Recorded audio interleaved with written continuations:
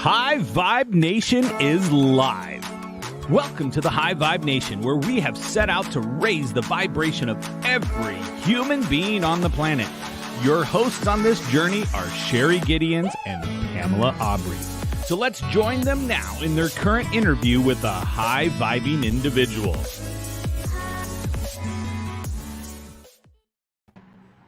Hello and welcome to the High Vibe Nation, a revolution of love. It's time to raise your vibration and live your highest life now. I'm your host, Sherry Gideons, and this is my co-host, Pamela Aubrey. Welcome, everyone. We're so happy to be here with you this evening, and very happy to have our guest, Dr. Sofie Nubani. DSD-DD is a creatives interpersonal executive coach who is dedicated to enlighten executives, entrepreneurs, and the world about the power of a creative mindset. In addition to creativity, she brings in mind-enhancing training and coaching using NLP and emotional intelligence to help her clients and her students positively transform the way they think, work, and live. So welcome to the show, Dr. Sofie. Welcome. Blessings, and I'm very happy to be on your show today. First of all, I love the name of your show. The name already really raises a frequency of a person, and as a certified energy healer, I can really resonate with that. So raising vibration, Woo! One nation of tribe. Here we go. So thank you. Love it. Well, as you know, on this show, we love to talk about being high vibe. So tell us what it means to you to be high vibe. What it means to me is when we are really aligned with our values, our emotional values, our core values, and our pain and gain values. And the reflection or the deficiency in either of these scales really will affect our vibration towards things we do and responses that we have, whether it's challenges or emotions or thoughts. And on a deeper level, they are all embedded in a scale that is framed and we are conditioned to evaluate from. So alignment brings me to my highest frequency and connection to my vibe and connecting with people like you and on your show, because we really attract our vibe, attract our tribe. Love it. Oh my God. That just listening to you share that, I was so connected to your heart. I could really feel your heart sharing that. So my gosh, thank you so much. That is beautiful. Woohoo! Woo woo! And by the way, laughter is one of those high frequencies that we can really share, and it opens our spirit tremendously. And we can really go further and really dissolve a lot of heart walls with laughter and humor and learning while we're learning, right? Right. Well, you know what? So start us out right there, girlfriend. Start talking about how you got into this business and how you yourself began to open up and awaken to the higher realization of vibrations and being in alignment with the true you, the truest self. Yes, I really believe that when the student is ready, the teacher appears. And we really receive a lot of what we need in just the divine order and timing. And so I tell a lot of people that say, like, you know, I wish I could be like this person or that person, or I could just even meditate like that, you know. Don't beat yourself up, because when you are ready, you are progressing towards where you need to be at the moment. But taking it steps at a time and with easiness, it just, you walk into it really, because it's inside of each one of us. It's not a big discovery. It's a connection, you know, versus discovering a new thing. It's literally really connecting with what you already have.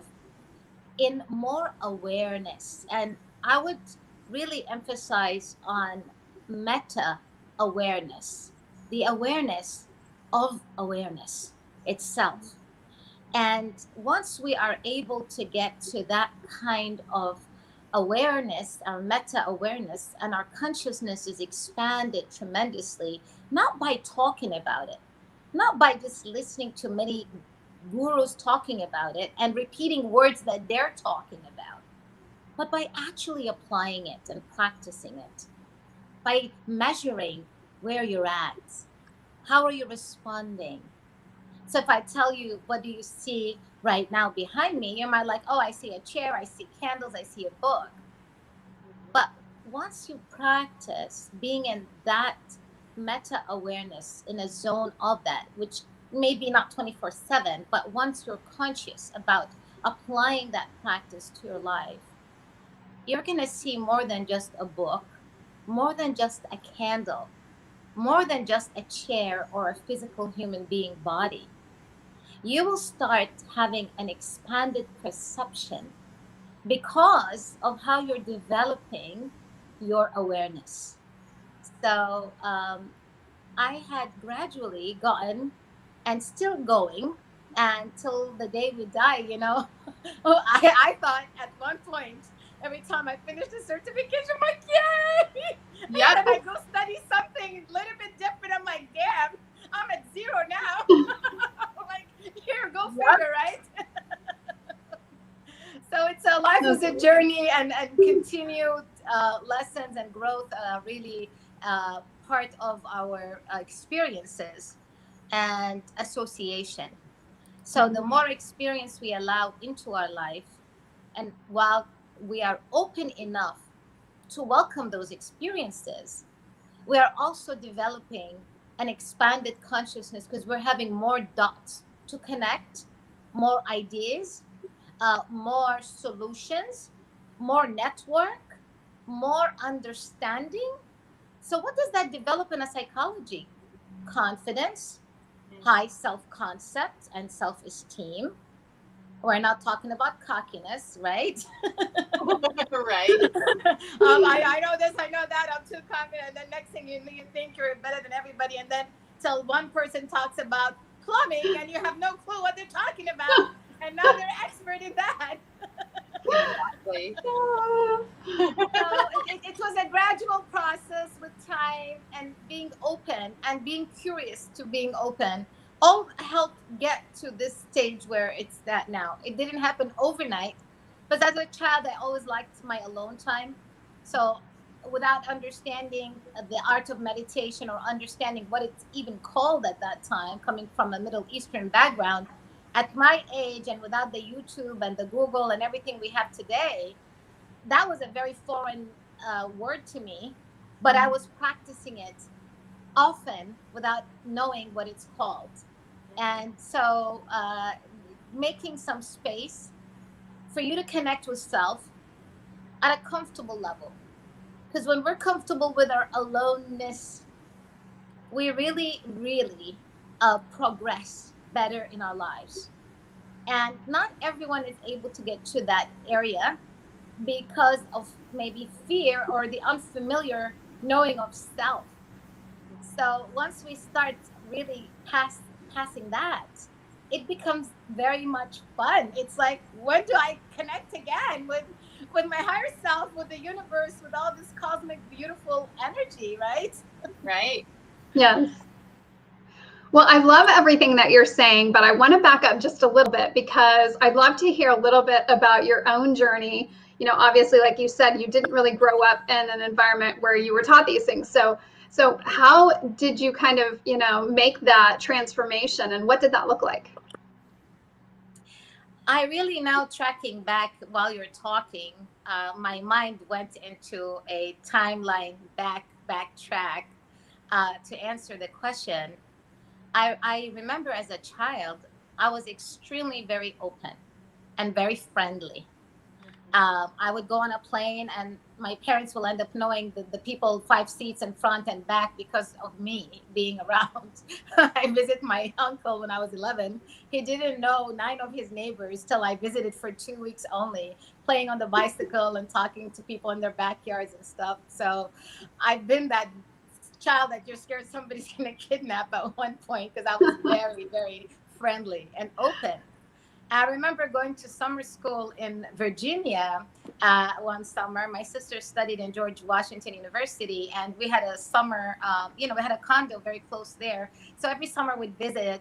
And I went on a hiking trip, and I was only 13, and the next person up was at their 30s. So they actually questioned my parents if do they still want to send me on this trip, because nobody showed up from my age group and it was already paid, and we just came to the location, and I still wanted to go. I ended up being the most spoiled one in the whole trip, because everybody was, I'm the youngest, everybody's nice, and everybody's trying to make sure I'm okay. And then you start talking, and so I always had this curiosity of asking questions to older people at a young age, because I wanted to know about stuff that they knew that maybe my parents didn't tell me about or expose me to. And I'm like, what are you guys hiding? Let me figure this out. Right? What aren't you telling really me? Is this really bad, or you're just trying to be protective here? Stuff Right. like that. So I think the openness was there. And I really believe openness can be good or not, just like anything in life. Curiosity can have its positive or negative effect as well. Eating healthy is great, and then if you're only drinking water all day, then also that could be a problem. So I just believe that the openness part helped me to learn about other people and things more, and the curiosity got me in trouble sometimes, I'll be honest, as a child. Sure. Then all that, you go back and you start wondering, and you start evaluating without understanding what you're doing at that time, because you're so young. Sure. And you're thinking with yourself, and you're asking questions, and you're figuring, So I believe that it was just those little tiny things. I always liked my alone time. My dad always thought I'm going to burn the house one day, because I always had candles at a young age, like 8 and up. I would have my soft music going. So I always, even though my family was very social and we always had people over, brunches, parties, you name it, my dad was, his lifestyle demanded that kind of outfit to the whole family. But I always needed to escape to my space. I always wanted that soft, quiet, wind down time. And so people thought, because I'm too friendly, I'm extrovert. But when I did my psychology test in personality, I was an extrovert introvert. And that was kind of surprising for a few of my very close friends. And that's the part that I really need my space and alone time, because I love to study, I like to learn, I like to read, I like to listen. And those, you can't really be distracted. And if you're too much out, it's hard to prioritize your attention at that way. So that's kind of a little of the backstory on that, I would say. It's funny that you say that, because it brought up a memory on my own timeline. I remember being 5 years old, and I had met this older lady who was a family friend. And, back in the day, there used to be this really well-known restaurant called Sambo's. And one day, I love this lady, and I was so curious that I literally, at 5 years old, walked to this restaurant, and she was a waitress there. And, I was talking to all the people in the restaurant, so curious and all of that. And my parents, of course, were freaking out, couldn't find me, didn't know where I was, called them, and I remembered when they found me, because when, at the restaurant, they called my parents eventually. But when they found me, they were so mad and angry. And one of the things they did was they told me that I needed to stop being so curious, and that I needed to, they were very upset. So I guess my question to you is so it reminds me so much of myself. Were your parents and your family members encouraging of your curiosity? Did really invite you to be more curious and encourage that? Cheryl, you have to read my acronym Courage in the chapter on curiosity. I talk about a story when I was 5, like you. Oh, geez. I took my cousin and my neighbor's daughter, 3 and 2, Oh, wow. to the downtown place, walking for over 2 hours. Everybody was looking for us. I did get in trouble. My uncle finally found us, but it was funny when he said, I even say it in the book at 5. So I have chills all over as you're saying that, because that don't story. feel bad. Oh my God, what a trip. That is too funny. No, exactly. And look, you're now curious. You want to find about other people's lives and help other people find them. And, you got to where you're at because that curiosity, it takes courage. Yes. And it really distracts you. If it's in a good way, it's a good distraction, truly, in a positive way. So my parents, I would say, they're on a medium level of, because my mom was very protective. If I'm on the bicycle stopping at my friend's house, she'd be calling my friend that did I arrive yet or not. Okay. So my mom was very protective, and for her, it wasn't like she's diminishing any of that, because she was always encouraging education, but she was always protective, like, hey, somebody's going to kidnap my daughter because she's too friendly, but yeah.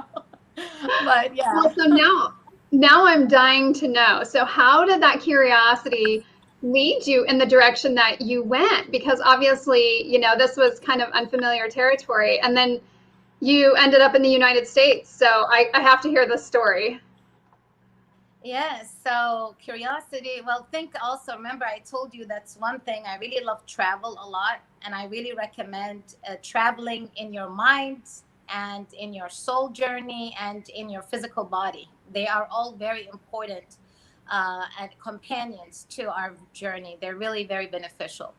So I grew up traveling. So I didn't know anything different because that's how I grew up. So for me, vacations was not a luxury. It was a lifestyle.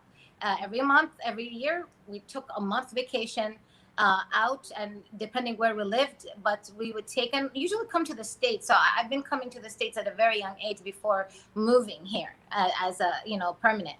And, I lived in different parts of the world. I lived in Cyprus. I lived in Oman by Dubai. I lived in Morocco, and I lived in Orlando, Florida, for the longest of my life at this point. And I had always been a person who likes to learn about things that I'm interested and passionate about. Mm-hmm. And the ones that I'm not very interested in, I'd ask about. And if I don't feel that, if it starts getting boring or frustrating, I'll just get the general idea of it. And I'll just go to what's pulling me in more, because I find that I become more vibrant to others in that area when I'm in that space. And so, for example, just to give you an example, math, technology was not my biggest excitement when I have to deal with those two. However, I'm able to manage to do things that I need to do for myself in that field. But then I excel in psychology, in energy, in mindset, in creativity. But so I just would say, discovering other areas is good. It changes the neural path in your mind so that you have more things to connect, and it really helps your memory recall and focus, and so many great things happen with that. But I don't push myself to the degree where it's not enjoyable.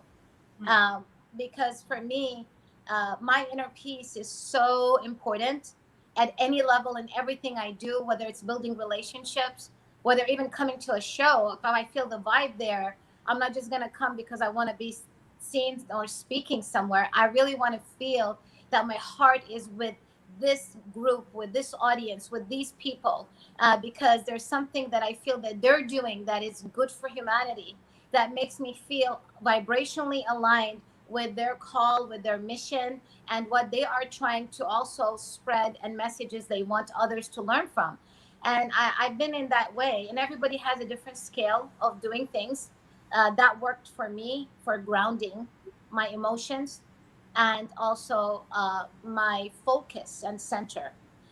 So curiosity is very important because we've become very incurious as a society, and we've been becoming more trained to be working at a default mechanism for any operation that we're doing. So once you go to a new job, they teach you what they teach you. You'll learn it, you master it, and you skill at it. Now you don't want to do nothing else.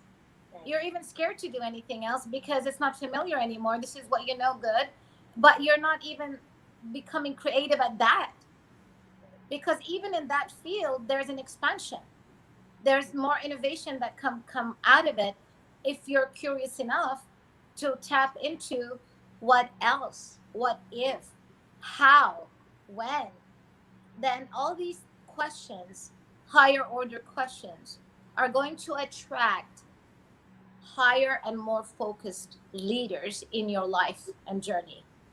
And this is why it's vital that we surround ourselves with the environment that is supportive for our growth, in humbleness, to being there for those that need us in any level of life.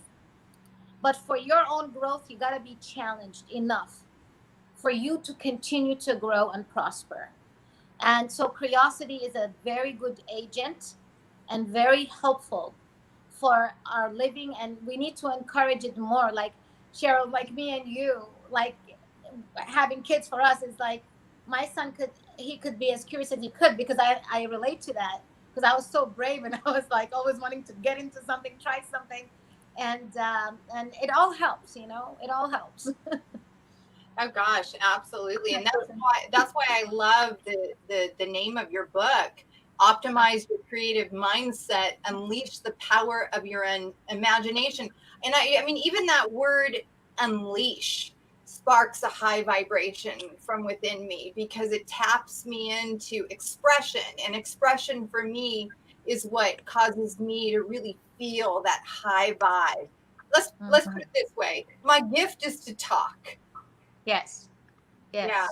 So Yes. tell us about that. Start us out about, where did the topic of the book come from? Where did the name of it come from? And then how did you go through the process of the information that you wanted to expand and bring forward to humanity? Well, just to back a little bit on what you were talking about, Oh, yeah. how you connected to the word unleash. Yes. Because if one of your values, emotional values, core values, is freedom, then that word is gonna so resonate with you 10 times more than somebody else. Okay. So there are certain words that, and it's funny because me and Dr. Bob were just talking about something he was mentioning, because he's writing his book as well on few things, different books, I guess. And he was talking about that specific thing about words, and how really they do influence our mood, our thoughts, our attitude, our response. So words are very magical. And the more you can use them effectively, they are going to be more powerful and help you to manifest an abundant journey on many levels. Thus, the concept of vision board and goal setting, it has to be tied to an emotion, because what it is, it's our senses, right? Everything that we do is a reflection of how we felt about something, and then how we're projecting it out in our action and behavior. And therefore, we have to try and connect with empowering and encouraging words that are going to lift our spirit and motivate our actions in a positive way. And that is not to discount the negativity, because go ahead. No, it was your side. I'm sorry. Yeah. So I was saying it doesn't discount the feeling of any negativity or heaviness. We have to validate every space we're in. But when we train the mind and optimize a creative mindset, optimize that, and it becomes a way of applying ourselves into our day, then we are going to become more by default solution oriented than worrying about what's causing the heaviness. And immediately there's a shift of energy right there. Immediately. Yes. Talking about the title, you asked about the book title. Yep. Cheryl, is exactly that. And that was just before the pandemic happened altogether. It was in September when I started writing. And I was looking at different platforms and reading things, and not saying in general, but I noticed that there's a lot of repetition in one concept. We hear about the law of attraction for a whole decade. It's only the law of attraction, and it's the law of attraction, and it's great. And it got embedded with many people, and it's an important thing to understand it. And I believe in the power of it. However, we can't just have one person come up with one amazing idea and surrender to learning from there and never challenge or question things that can help us also excel and evolve and have self transcendence and have those epic moments in our mind and experiences that we create by choices that we are doing. And so the name of Optimize Your Creative Mindset came literally with the idea of having that maximizing and optimizing and magnifying the mind of creativity that would lead to innovation. Because if I'm teaching you only creativity, we have a bunch of dreamers and nothing comes to pass, nothing. And it's beautiful. It's a good place to be, don't get me wrong. It starts with imagination. Beats the alternative, no right? action, there's nothing. Exactly. Well, and I really love that you're touching on this, because I would love for you to share with us some of the ways that people can actually do this and how they can apply this in their lives. You are into a lot of the energy and mindsets, right? And experiences. And so I really believe that we cannot isolate our self-concept, our self-potentiality, and our different bodies, our physical, mental, spiritual, and intellectual body, away from having a true, whole, good manifestation on healthy foundation and levels. And what I mean by that is we heard of many creatives, unfortunately, that took their lives away because they got into a place where it was really dark and they're creative, but creativity with no meaning and purpose can be very void, and the journey could be very lonely to the soul. And this is why I always encourage, people to connect, to collaborate, to high five. You got there. Yeah, like these things, you'd be surprised how important they are to your psychology in many levels. And so some of the tools, and the first I start with is the thinking style, and bringing up a lot of different thinking styles and allowing people to know, like, depending on the project that they are doing or wanting to do, there's general but there's specific that are going to help maximize its effectiveness by applying certain thinking styles at a certain stage of the creative process. And unlike the myth that creativity is a right brain thing, it is really truly both sides of the brain working together for you to get the results, that you're not just a dreamer and you're just imagine. We hear many people talked about so many dreams they had, but nothing came to pass. They were just sharing it with their households or neighbors, but there was no action because they weren't able to master the art of conversion thinking, where you have to pick the best solution and take action towards that. And so the practice and the knowing of how to operate, it makes it much easier to manage yourself by managing your thoughts and being aware of it, which is metacognition, the thinking of thinking. Learning and understanding how we learn things, how we can strategize, our ability to comprehend, you know, whether it's what strategy do I have if I'm reading Mihai Csikszentmihalyi's book Flow, for example. I have a notebook for him. I literally, my few psychology books that I studied, they have their authors with their notepads, with their notes, particularly of the highlights that really stood out that I totally was new to me and was a new dot that I was able to connect. And so, thinking and metacognition is really important. The thinking of the thinking. So think of your brain, and you have your higher brain right there, and you're able to be more aware of how you work with that. It's very powerful. And so one of the tools is definitely the thinking styles. I talk about mindsets, and I bring up to 33 different ones, and many people are familiar with few, but not a lot of them. But they all boil down to two main foundations, which I love Carol Dweck's Fixed and Growth, truly. But by understanding the different ones, assessing where you stand, measuring where you are, is very healthy for you to progress and get to a creative mindset, because that's the only way that you can evolve from where you're at. And then there is creative storytelling, whether the stories we tell ourselves or we tell others. And there are some amazing contributors in the book that have proven their success over and over again, that share their stories, and they're positioned in just the area of an important information. And this way, people can anchor better with stories are better than evidence and facts for people to remember and recall the message that you're really trying to deliver. So there's 14 amazing contributors in the book. In book one, it's a 3-book series.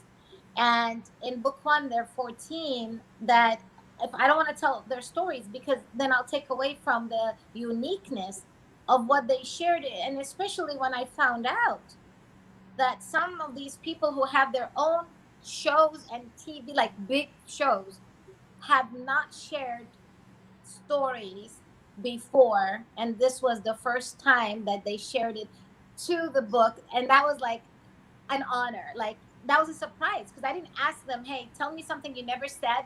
I was just like, this is the topic. I want something, if you have ever experienced, I felt following you and what you do, I feel this is a niche that you're really an expert at, but how that connects to creativity, and how could this really lead to creativity leading to innovation, in, for example, attention, or in risk tolerance, for example, like Chris Allen's story comes in risk tolerance. Dr. Joanne White's comes in attention. Dr. David Friedman comes in the mindset. So Dr. Bob showed in the thinking styles. So everybody, had shared something. How about creative cooking with Dr. Shanaz Nancy? I mean, that was beautiful. And I haven't read anything like that. But when I told Dr. Shanaz, I'm on thinking styles, I need something on abstract, this, that, are you able to maybe tell me a story of how your process of doing that? Like, the way she presented it was so unique. And so it is so cool. And then Miss Pat Rogers, for example, and how her journey from being in corporate all her life and being a successful entrepreneur hosting events, and she's doing amazing, including a pandemic. She was able to transition immediately online.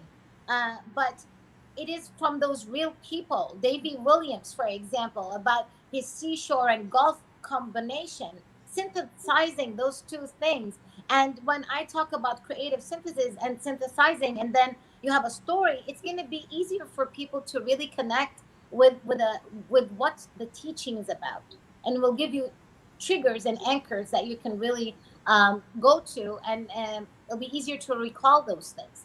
So things of that nature are really in the book to help optimize the acronym C.O.U.R.A.G.E, as well as the Yin and Yang Vision Action Dream Board. This one part of it was channeled, so there's something really cool about it that is different than the regular way of doing things. And I created a new global concept, and it's called the Circle of Creative Masters. And it's an institute online with certification programs, and it's very unique to who attends and how it is conducted. And it is a vision that I really love to see expanding in the world because of the diversity in it and the interfaith harmony being so applied in it, and the multiculturalism being very interactive in it, allowing people to really connect with a creative mindset and to be focused on that more than anything else.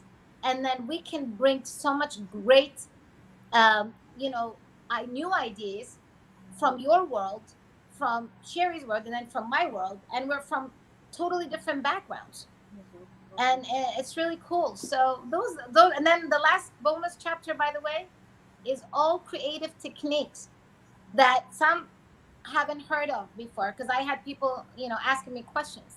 And so it is really cool to have techniques that you can actually take and use, whether you have a group, organization, company, because this is really done for entrepreneurs, leaders, executive leaders, and companies, businesses, and that's going to really be something that they could use for their whole team. And it's fun at the same time and effective. Yeah. So let me ask you a question for a second. How does the creative mind actually work? And then we also I'm going to post it up on the screen. So my question is, how does the creative mind actually work? And then Cindy's asking, do you think the amygdala causes issues as you begin to grow? So you see it up on the screen, the question? Mm-hmm. The amygdala, what is it that causes? I didn't hear I can't see. She says, do you think the amygdala causes issues as you begin to grow? Yes, and it could be positive as well, because some of your really big aha moments come from discovering something that you were so scared to do and did not want to do, but thanks to the amygdala, like, you actually took action. And it's like, jumping in a pool and it's freezing cold. The first 2 minutes, you're gonna, you don't want to go in. But if you go in, it could really refresh you, or you might never want to go again. Everybody responds different. But believe it or not, it could be of such a big, and brain science, and there is parts of the book that actually talks about that particular description, and also the stages of how our brain functions. The basal ganglia, our frontal cortex, our prefrontal cortex, our white matter, everything that we can really charge our brain to perform in those areas. You're having like a Christmas tree light up when you are thinking creative, by the way, when you're anticipating to create, when you're curious. Your dopamine levels, in the beginning, they thought is like when you're doing the thing and you get the end result. And now the studies have shown the anticipation to getting to there actually is part of how the feel-good hormones start working in your body. So imagine all these beautiful things happening while you are in the process of it. And so, yes, the answer, as we grow, things change. Now, there's no brain, like an accident or something like that affected the brain function. Otherwise, yes, it does affect, but it could also affect in a good way and not a bad way. Because even with effective storytelling, part of it, you have to raise the cortisol, because you want to get people curious and wonder. And then the second part, you need dopamine, and then you need oxytocin. So you need empathy, and you need happiness, and bond this together. So the way you deliver the same story could make many people want to listen to it and want to take action to helping. Let's say you have a friend you want to help. They lost their home. And the way you say it, the tonality and the way you're delivering it, you can have 5 people want to help, and you could have a whole nation want to help, just from the way you're delivering the same story. I really love that you're bringing all these things up, because I think one of the things that's happening for a lot of people right now is that they're in fight or flight, and and their bodies are often being flooded with cortisol, and so they're having trouble moving into that space of creativity because that part of their brain has shut down. And so what suggestions do you give them for moving out of that fight or flight, for getting out of that fear, helping reduce the cortisol in their bodies so they can have the kind of creativity and responses that they really want from that space? Also, remember, where you're in that state, you don't have enough oxygen to the brain. You literally cannot operate at your optimal levels. You can, and you can come with creativity based on survival. I mean, think you have a lion chasing you. You're going to think of creative ways to run away, find a way, whatever. Or you could just freeze and stay there. You know what I'm saying? But Right. overall, to the right, delivery to this is that breathe and laugh is a good way to look at it, because what happens, for example, box breathing, Navy SEALs and people that use this swear by it, because box breathing is easy to remember because you count on 4 on the inhale, the exhale, and you know the pause. So it's easy to remember the numbers, right? But then it's like a box, so you pause on each one of them, and it automatically, you become more coherent, and you're more rhythmic, and you're more connected to even the earth resonance. Like literally you become a more calmer, and your blood pressure starts dropping, and you start noticing your breath, and you start. So once we have a strategy, what is my tool, what can I go to fast? There is also lip breathing, pursed lip breathing, which is like you're blowing out. Now that has actually been proven to be even healthy with people who have lung issues. So people in COVID time, I think that's a very good breathing technique, which is, I have all those different bazillions of different breathing ones in the book, because I wanted something that, what if somebody has a lung issue and they can't do different breathing? What's the safest that I can say? I'm not a doctor. I can't prescribe or suggest things other than you take it, and if it resonates with you, ask your doctor if you have health issues. Obviously, I don't want somebody fainting because they took a deep breath and never woke up because they were practicing lip breathing, blowing on something. Well, my birthday candle did not blow right. And here we go. No, okay. Let's hope they pass out or something before that point, right? Right. Let's do this process very gently, okay, people? So breathing would be actually a very good start. And think about, everything starts with breath. And the minute you start onto that rhythmic breathing, think about it. Now your heart is becoming more coherent, and now the oxygen is going back.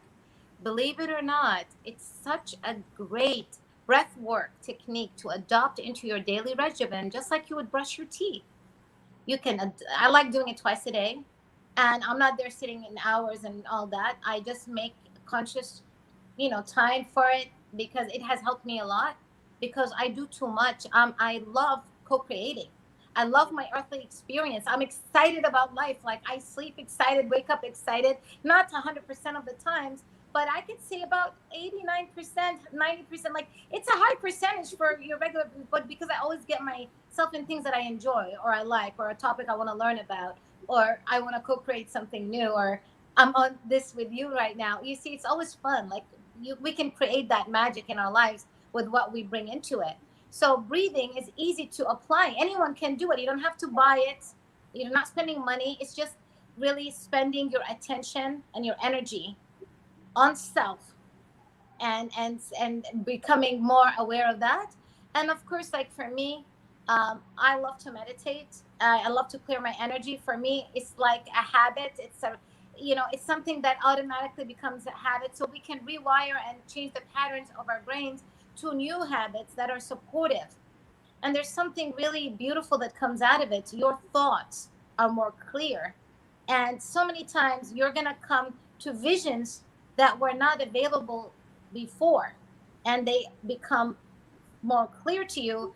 And once you start becoming more and more practicing this, what happens is, even you're walking, sometimes you start seeing, it becomes like almost you're meditating in most of your day in a different way, whether it's through work or through truly mindlessness, and mindfulness activity applied. So those would be tools to kind of help to get into a start of it. The environment is very important. And I will have to say creative attitude is the start of it. You see, once you really commit, I want to add more creativity, more flavor. More creativity to your life is more zest to your life. More creativity to your life is more aliveness to your life. More joy. You feel you are living. You don't have to be defined by everything else, You feel it. Yes. Right? Absolutely. I love that you're sharing so much of that. And you mentioned, at the beginning, and I've just been dying to ask you, what is the acronym for courage? Because you bring up courage a lot in your book. And I want everybody to be able to hear what that's all about. Sure. So the C stands for curiosity. And in the acronym, it's about 30 pages, by the way. So you have to know there's a lot of research, study, stories, channeling, and evidence all together on every one letter of it.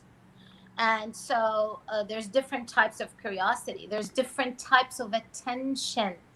And understanding that, you will apply it better. So the C is for curiosity. And then you have the O for openness, and U for uniqueness, R for risk tolerance, G for gallantry, and E for energy. And it's explained, including some stories that are amazing, to really get you to really see how did this person's gallantry get them to creative bravery and courage and have their work into the world and so forth. How did this person is mastering their energy and different types and the techniques and the tools. Book 2 is more on spirituality. So there's a very lightness on this book 1 in that area, in the energy part, because you have a whole book for energy itself. Like that I cannot say 2 pages or 3 pages will give it a fair distinction, but it will give you a base to assess, a tool to start from, and you can develop and so forth. So the acronym COURAGE really brings traits of creativity that are going to be empowering and give you the courage to stand grounded into your creative dreams and visions and association and collaboration and communication. It really does, because when we understand things, there's another level of enjoyment to the same thing.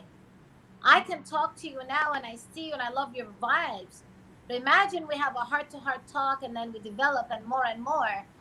There's another whole level of joy that comes with that understanding and knowing. It's something happens naturally, because remember, nature, laws of nature, invite for curiosity, because that's why you don't know when exactly, what minute you're going to be born and what minute we're dying. We don't know exactly 100% tomorrow what we could expect, like we just experienced with the pandemic. Although we plan, and we could plan very nicely, and we can still, during tough times, still find our magical hideaway in space so that we can anchor to. But the truth is, the laws of nature invite for curiosity. And when we stop being curious, we stop living, period.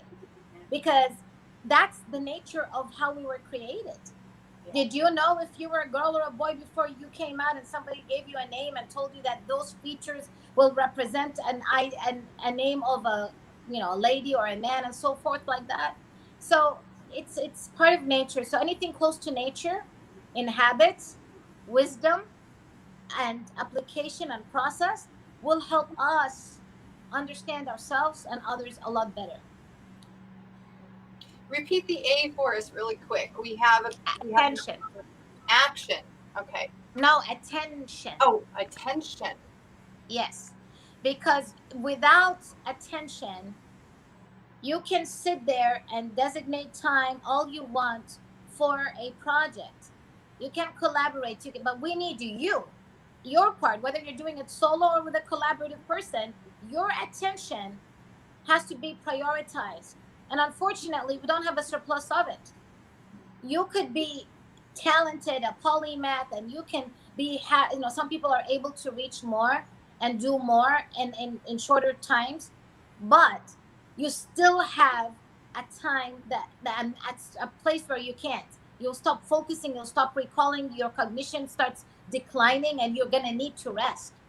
So how you prioritize your attention, and there's different types of attention in the book as well. And once you understand those ways and how to apply them, see, for example, when you're studying, right, or you're focused on a project and you get disturbed, it takes you up to 25 minutes to go back into the same flow or close to where you were. 25 minutes. So you get interrupted with a notification on Twitter or an email or a phone buzz, and you're in the middle of writing a poem. It could take you that long to come back to that space. That's why, and you're mostly saying it's between 50 to 90 minutes, depending on the people, that they can go at one time. That's why classes and events, if you notice, they break up at around an hour time, because that's mostly like for the cognition of the people, that they really can be there and present the most. But when you're interrupted, it takes that long to get back on track. That's why when you're into trying to accomplish your goals and you're aware of that, you're going to do time blocks. And when you do time boxing, you can monitor your progress better, and you're less interrupted, and you can speed up your progress. But if you're gonna be like, oh, I want to be in service all the time, I love doing that. So if I don't do time block, I will never accomplish anything in my life, because I could live and die, and time goes into itself without noticing the time when I'm in service, because I love it. But there has to be time blocks to really get us to think. By the way, you mentioned something about creativity in new box thinking, which is inside and outside the box. You got to think in a box and outside to really assess and measure properly.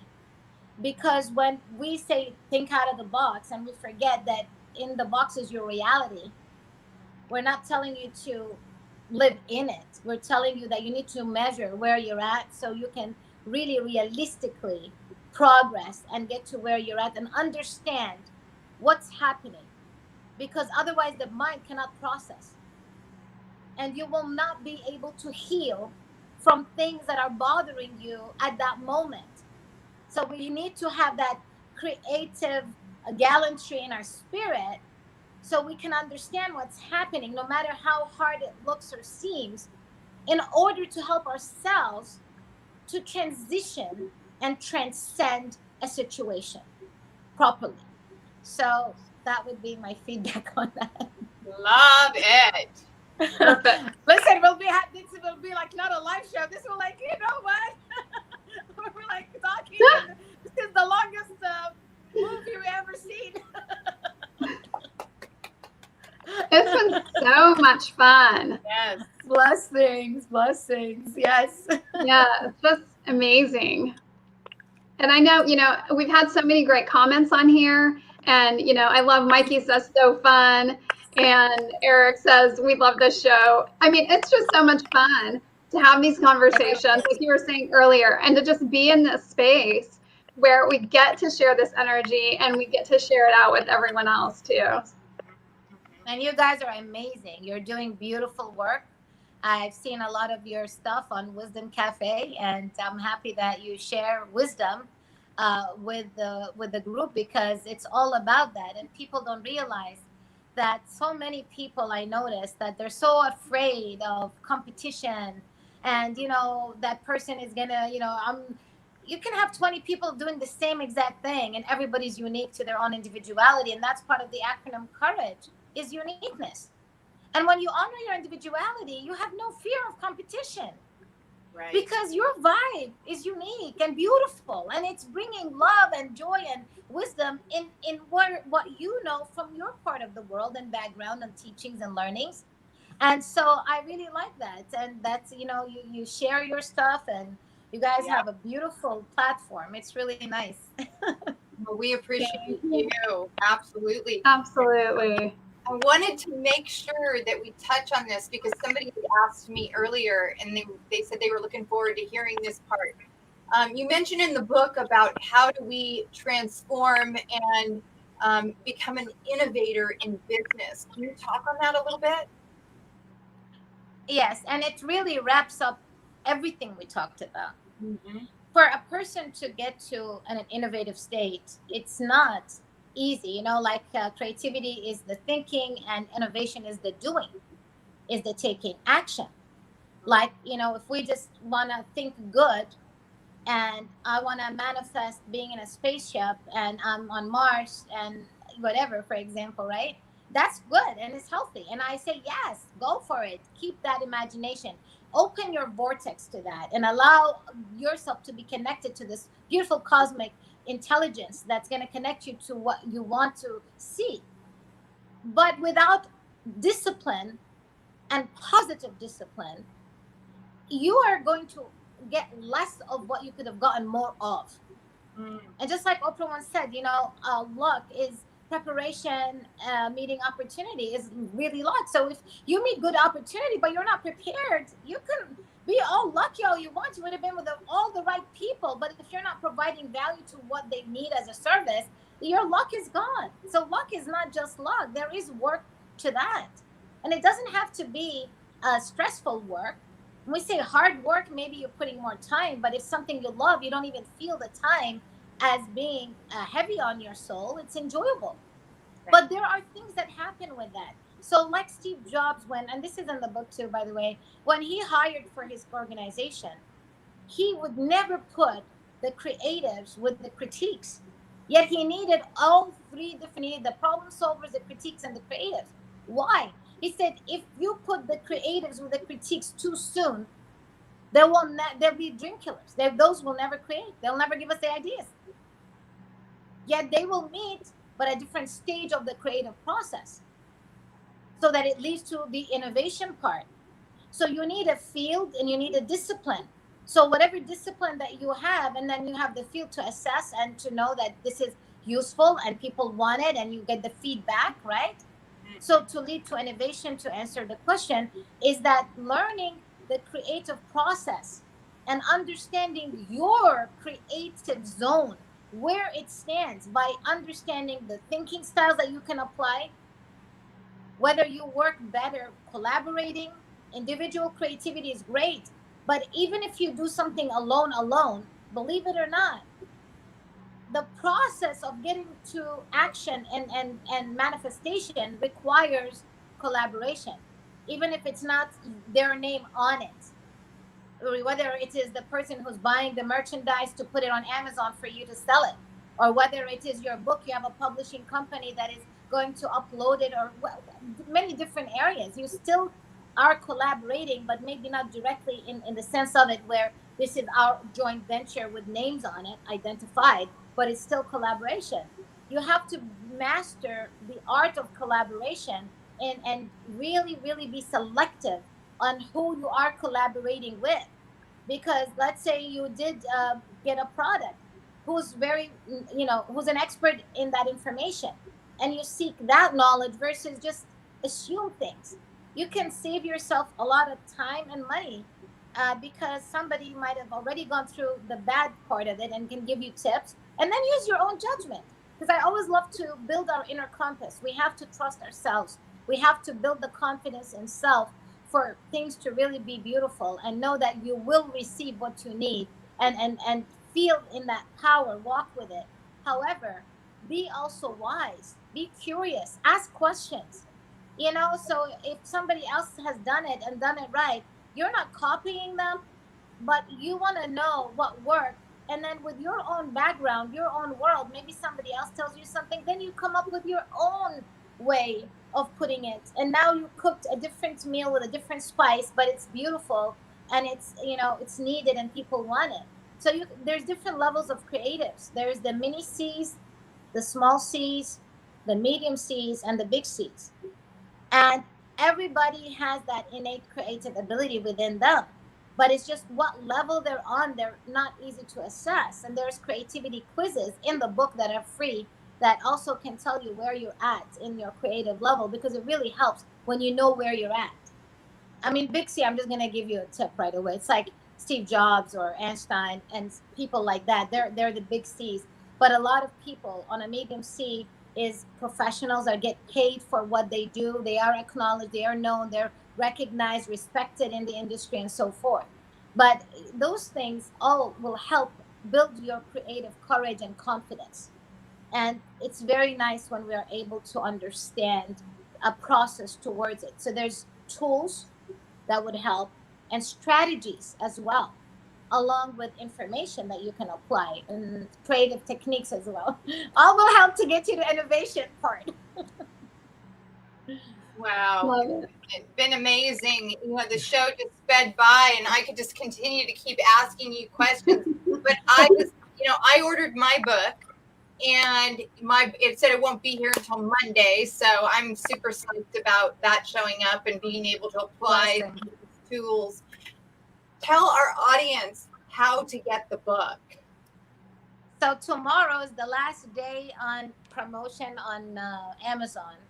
It's not on promotion on other platforms like Barnes & Noble, other bookstores, their regular price. But on Amazon, it's on promotion until tomorrow midnight. It's going to still be on promotion. And that's just, it stayed one of the longest promotions you could have ever heard of, to be honest. It was from my book launch till now. Only because there are countries that are $1 there is like $10 to them. I've had people on LinkedIn, on Twitter, text me telling me your book is costing $47 to them. And I felt, I'm like, okay, well, get the Kindle, okay? But I mean, then I've just felt in my spirit, because of what we're going through, I really want people to be able to tap into their creative zones more and have this message spread and taught wider. So the promotion stayed very long. It's almost about 2 weeks on that one promotion, by the way. So wow. It doesn't even, when I say part of it goes to mental health, but that one, there's nothing I could take, because it's simply their cost for printing. Literally, it's a donation. So it's a gift. And so, yes, till tomorrow, it's on Amazon.com. I could put the link in the comments for those who are interested. And then on many other platforms, it's a large distributor. There's people living in countries that Amazon doesn't deliver to, and they have other platforms. So when they Google the name, they can go to that and optimize your creative mindset and be able to grab a copy of that. And you guys, your reviews help a lot, okay? Well, I have it posted up here too from your website on the screen at www.sofienubani.com/book. I have that up on the screen as well. Blessings. So how else can people get a hold of you and communicate with you? I'm almost on every social media platform. So Sofie Nubani, SOFIE NUBANI. You're gonna see it at Dr. Sofie, like on Twitter, on LinkedIn, on Instagram, on Facebook. I'm here. They can reach me on Messenger. I've reached my 5,000. Because of Facebook, they give you a limited time numbers, but people can follow. A lot of my posts are public. My phone number. Reach out, ask questions, no problem. Just give me at least 24 hours to respond, because sometimes it does get a lot of messages, and I want to make sure that I attend properly with focus and full presence for you. And it's 407-754-5811. And I guess sofienubani.com. There you go. Awesome. Well, I put that up on the screen as well. And so people can get a hold of you that way as well. I put up on the screen www.sofienubani.com. I put your book, www.sofienubani.com/book, and your phone number, 407-754-5811. And we want to thank you so much for being here with us today. This has just been an amazing, amazing show with you on it, and we're super grateful for you. Listen, your presence and your energy and your vibes, believe it or not, I feel it. So it's such an honor, and I'm so happy to have participated and had this beautiful experience and a part of your platform. Thank you so much. Thank you. Thank you. Thank you so much. Pam, go ahead and share with our audience members how to reach us. Of course, you can find us on the web at thehighvibenation.com. You can also find us on Facebook at The High Vibe Nation and on Instagram at The High Vibe Nation. Wonderful. Well, we want to thank all of you for sharing out on your Facebook profiles and telling people about the High Vibe Nation. Come on to our Facebook and like and follow us. We're always posting inspirational quotes and information on our upcoming shows. The guests that we have are pretty amazing. So we want to thank you for all your support. And until Wednesday evening, we want to just wish you a great rest of the week. Thanks, everyone. Thank you. Thank you. Thank you. Good night.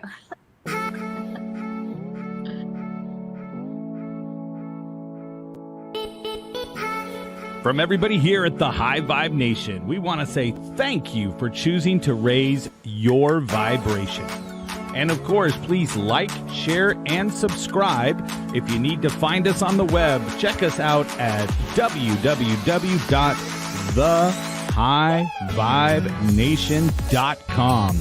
Looking forward to seeing you on the next episode, and keep high vibing.